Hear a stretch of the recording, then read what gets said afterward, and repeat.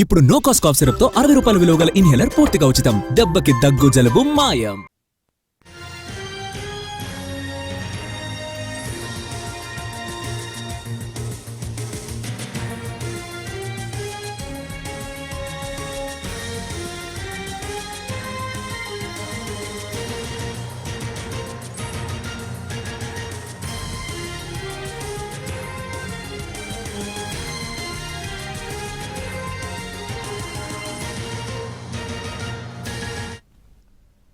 Pre launch offer పేరుతో 60 కోట్లు మోసం చేసిన కాకర్ల శ్రీనివాసును కోర్టులో హాజరుపరిచారు ఈడీ అధికారులు.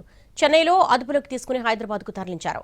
జయత్రి ఇన్ఫ్రాస్ట్రక్చర్స్ ప్రైవేట్ లిమిటెడ్ ఎండీగా ఉన్న Kakarla Srinivas pre launch offer పేరుతో డబ్బులు వసూలు చేసి తర్వాత ఇళ్లనివ్వకుండా మోసం చేశాడు.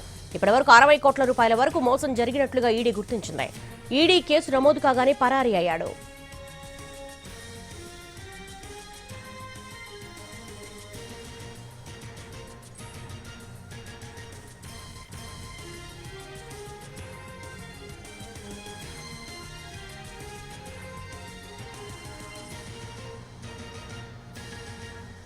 ప్రీ లాంచ్ ఆఫర్ పేరుతో 60 కోట్లు మోసం చేసిన కాకర్ల శ్రీనివాసును కోర్టులో హాజరుపరిచారు ఈడీ అధికారులు.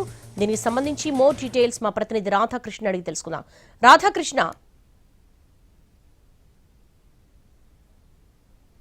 దేవి, కొద్దిసేపటి క్రితమే Jayatri infra India private limited సంబంధించిన ఎండీ కాకర్ల శ్రీనివాస్ ని పిఎంఎల్ఏ కోర్టులో హాజరుపరిచారు ఈడీ అధికారులు. ఇతను చెన్నైలో అతన్ని అదుపులోకి తీసుకోవడం జరిగింది. గత నెల 20-21 తేదీలో జరిపిన సోదాల్లో లభించిన ఆధారాలకు అనుగుణంగా కాకర్ల శ్రీనివాస్ కోసం గాలించడం జరిగింది. ఇతన్ని ముందుగా కాకర్ల శ్రీనివాస్ ని హైదరాబాద్ పోలీసులు 2023లోనూ అరెస్టు చేయడం జరిగింది. దాదాపు 300 కోట్ల రూపాయలకు పైగా కూడా మోసానికి పాల్పడ్డాడు. ఫ్రీలాన్స్ స్కీమ్ పేరుతోటి అనేక మంది అమాయకుల నుండి కోట్ల రూపాయలు వసూలు చేసి ఆ తర్వాత వాళ్ళకి ఇవ్వాల్సిన ఫ్లాట్లను కానీ లేదా తిరిగి చెల్లించాల్సిన డబ్బును కానీ ఇవ్వకుండా అతను తప్పించుకుంటూ తిరగడం జరిగింది.